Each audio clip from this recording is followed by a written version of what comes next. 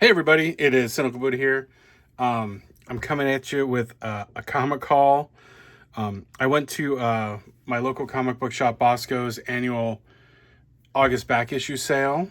Um, I know I posted a video a while back from last year's, but basically they fill their event room up with comics, boxes, all sorts of stuff. The beginning of the month. It starts off at like $3 or $4 a piece.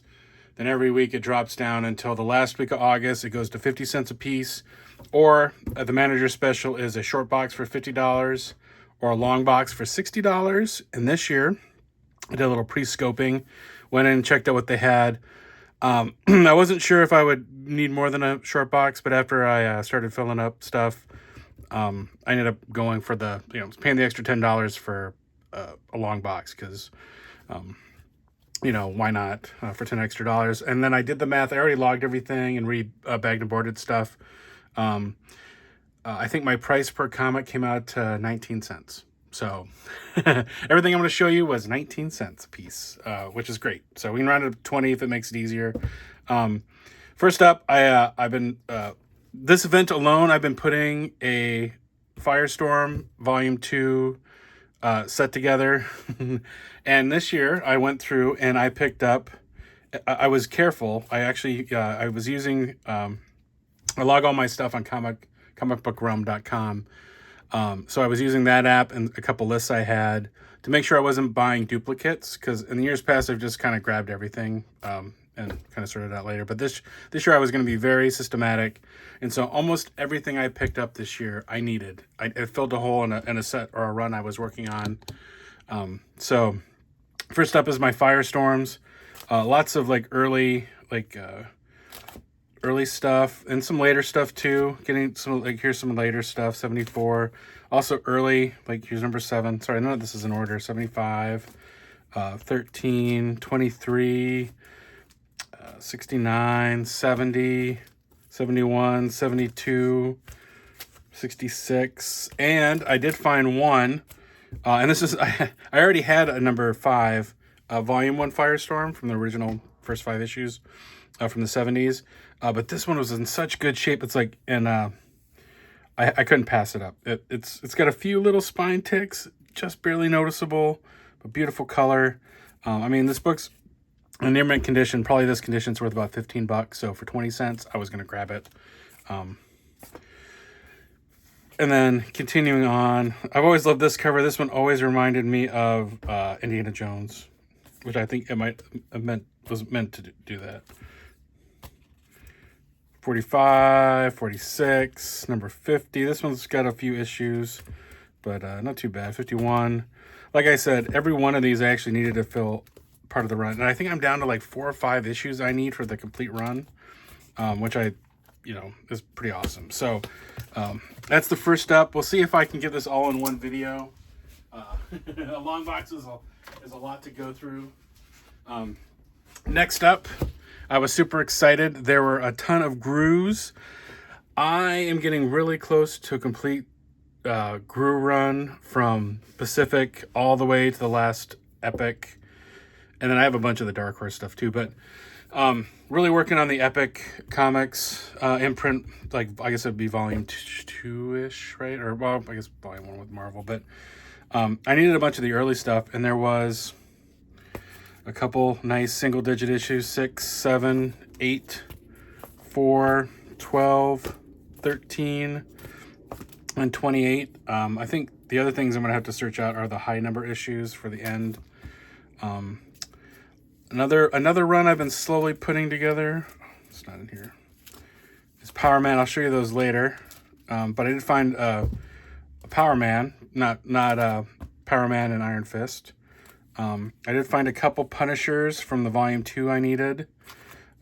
Picked up some New Mutants. Another series I've been collecting since I first started collecting comics back in the 80s is JLA, Justice League of America, Volume 1. They had a bunch, but a lot of the stuff from the 80s I have. So I was glad to find a few issues to fill a couple holes I was missing. 202, all in really good shape. 187. 255 and near the end. I think I have a lot of these, but the ones I have are in pretty bad shape, and these are all pretty good, so I grabbed those. 191, 197, 188, another New Mutants annual. Some Modern Iron Man from the current series, which was pretty great pickup.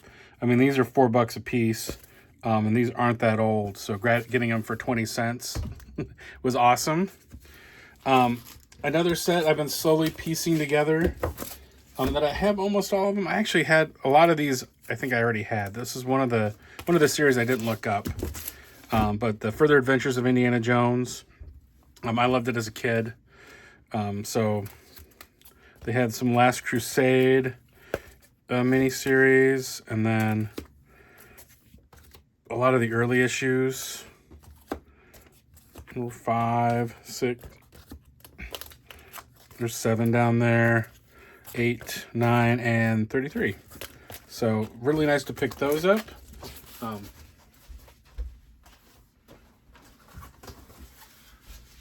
And if you've watched the channel at all or interact with me on Twitter, I'm a big Iron Man fan, and I am slowly working on getting a complete Volume 1 run done. I'm hoping I'll find an issue number 1 in a decent grade that doesn't break the bank eventually, just to kind of start it off. But filling in every one of these I needed for my run, so it was awesome to find kind of a nice little honey hole with comics in decent shape. The one thing is, like, after a full month of everybody digging through the boxes, condition can be kind of an issue pulling stuff out. So a lot of these were bagged and boarded. So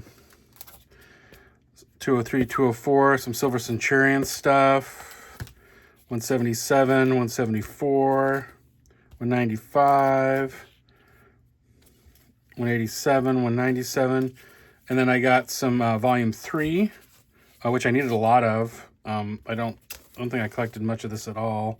So 14, 19, 21.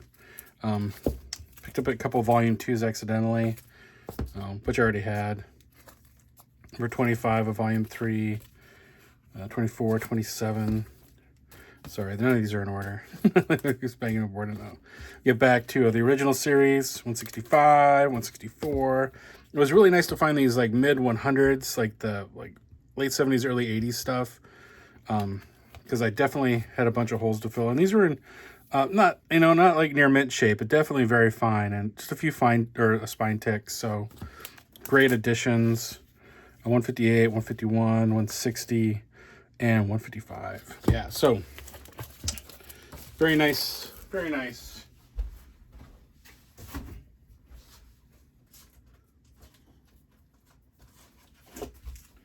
Next up, sorry, I'm digging them out of the box behind me here. Delgota issues 1 and 2. They're not in the greatest shape, but I figured they'd be easy readers. I started picking up, I saw they had a bunch of the Evolutionary War annuals from '88, and I've never had a complete collection, so I'm trying really hard. I know I already have the Punisher, but it was hard to pass up a near mint Punisher annual number 1. New Mutants Evolutionary War annual 4, West Coast Avengers annual 3, Silver Surfer. I had 3 annuals here, 1, 2, and 4. So I'm a sucker for like large slugs of reading. I love the annuals, and I'm getting close. I should have looked to see what I'm missing in the Evolutionary War. But anyways, I also picked up a bunch of Punisher War journals. Lots of early stuff I was missing, starting at 13, 14, 15, 16, 19, and I picked up years past. I picked up a lot of the mid 80s Justice League stuff, and I had a bunch of quarterlies, and luckily enough I found a number 1 which I didn't have, which almost completes my run of Justice League Quarterly, which is great.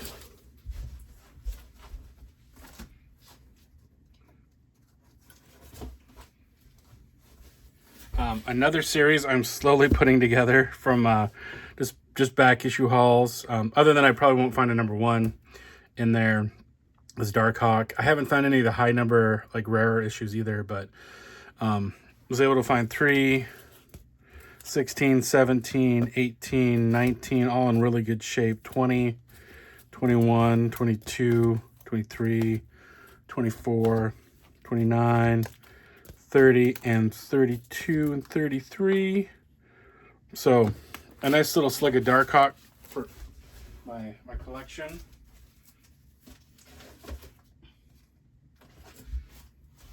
I was also able to find some nice early 80s Thor. I wasn't probably, I don't collect a lot of, I mean, I have quite a few of these, but as an Iron Man fan, I saw 316, I was like, I'll pick it up. And then behind that was, you know, like 315, 313, 317, 322, and 325. All books I needed for my, you know, I didn't already have. So getting like early 80s Thor comics for 20 cents is pretty sweet. So go to my collection. Good reading.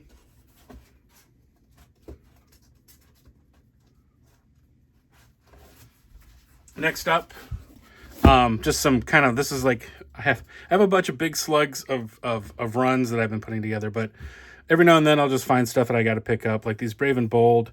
We're just in really good shape. Like, I don't know if you can tell on the spines, but there's just a couple little spine ticks, and the color's so nice. And they all have Batman. So, and then here's so I was able to get like 177, 175, 152. Anytime I can find 80s Brave and Bold stuff, I'll pick it up. I also, not that I was planning on putting the Supergirl collection together, but I already have a bunch of them, and I found another slug of Supergirl. So 22, 19, 18, 16, 14, 12, 11, 10, and 9. And then anytime I find old Charlton books, especially the war comics or the horror, I pick them up. This one's in pretty decent shape. I mean, Charltons tend to didn't have the best paper quality, so they get beat up pretty easily, and they also tended to be read a lot. So nice to find a fighting army. I have one more somewhere in here. But next up, we'll another run filler, and another run I've been putting together almost completely from this back issue sale is ROM. It just seems like, you know, it was something people collected back in the 80s, and so when they get these collections, you have a nice slug of comics, or, you know, of the series. So these are all in pretty good shape for the most part. Here's the annual. It was 72, 71, 70. All nice kind of higher number issues, 69. I didn't realize that ROM was until IDW brought it back, was a licensed property from like Hasbro or something. But love this cover too. Number 49, number 30. Here's number 29, 23. So here's number 12 with Jack of Hearts. Number 19. I ended up picking up two 19s by accident. 15. I ended up, like, the 17 and 18 were really, really beat up. But they're probably besides issue number 1, they're the most valuable in the run, because they I guess are the X-Men. So I wasn't gonna grab them, but then I ended up grabbing them, because it's like, well, if nothing else, there's good filler, and for 20 cents, other than issue number 1, the most expensive books in the run are in there. So 21 and 22.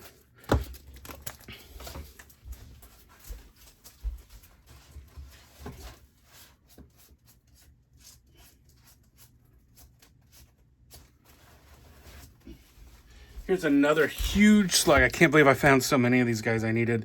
In college, there was a comic book shop that went out of business, and I ended up getting like the second appearance of Sabretooth for next to nothing. So having like one of the most valuable books in the series already, whenever I can find Power Man and Iron Fist, I pick it up, especially like in this back issue sale. So 72, 74, 76, 92, 94, 95, 96, and like I showed the Power Man earlier, this was the series continued from like Luke Cage Power Man into Power Man and Iron Fist, right? Some higher issues, all in really good shape for the most part. 107, 108, 109, 110. I mean, just filling a huge hole of higher numbers for me. For next to nothing. There's 17, 19, 20, 21, and the series ran to 125. So the only one I didn't really find in the higher numbers was the last issue. And here's number 58. So here's like the lowest number, and that's probably the one in the worst condition too. So.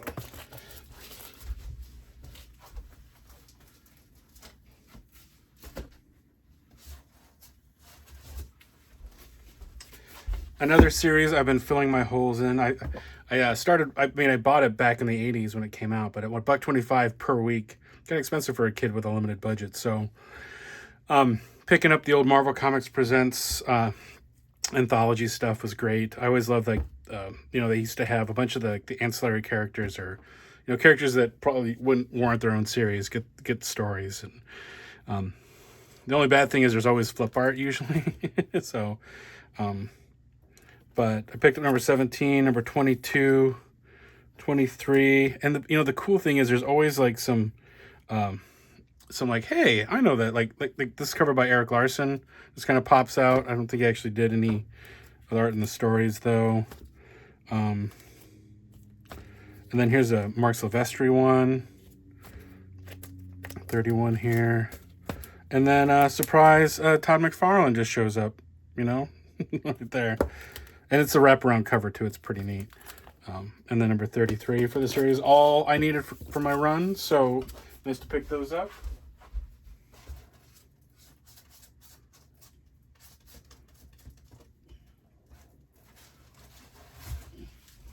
Another slug. Thanks for staying with me. I was going to break this up, but might as well just keep going. Here's my other Fighting Army from Charlton. Not in great shape, bunch of spine ticks, but complete. Lots of folds in the cover, but when you put it under a new comic book bag and board, it looks really nice. I also picked up some 80s Guardians of the Galaxy. Not the Guardians we all know and love now, but this is a series I didn't collect, mainly because my base bookstore that my dad was stationed at did not carry it. Because that's where I was buying most of my comics overseas. I found an old Challengers of the Unknown. Here's one more Marvel Comics Presents. And then I found a bunch of Flash. I found the first issue of the second series of Flash, which I didn't have. And I was like, well, I'm going to pick it up. I guess I didn't have it. It's in good shape. Other than it looks a little faded to me, although I don't know if that's just the way it was, too. Because some of the color looks good. And then I found a lot of the original Flash series. They were hard to pass up because I had a bunch of these growing up too, and they can all from like the early 80s. And then we get into mid 80s, and then the Trial of the Flash, and there was a good run of the Trial. I think I'm just missing 344 there, 6, 7, all the way to the end. It's into the Flash, hopefully.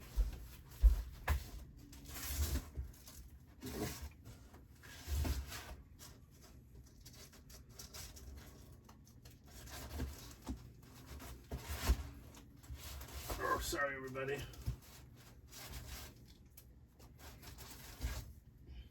All right. So, Warlord, another series I've been putting together almost solely from this back issue sale. Picked up a bunch of high number stuff, which is a lot of the stuff I was missing. All in really pretty decent shape too. 91, 94, 112, annual 6, which I was missing, and annual 5. I think it gives me all the annuals.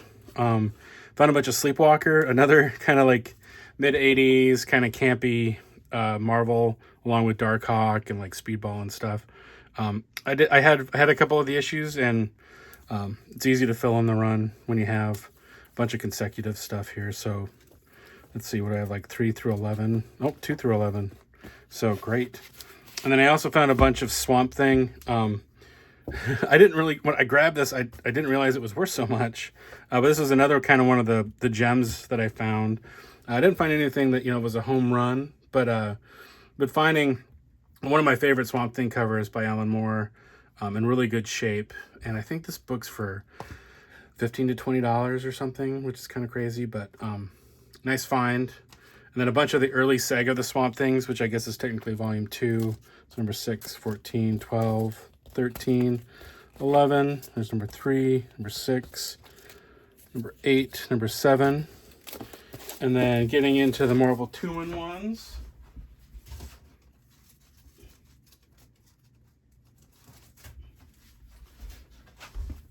I love the old Marvel kind of team up books too. So I found a bunch of really a bunch of Marvel 2-in-1s that were in good shape, so I had to pick them up that I didn't have. Like there's 90, 92, 89, 87, 100, 99, 96, 97, 98. Just a good run. 94. I also found some what ifs, which are hard to pass up when I find them. So I was able to get 33, 38, and 41. And you know, these were like $1 back in the 80s, so they were pricey. And they're pricey now to find too. So finding some in the wild, always great.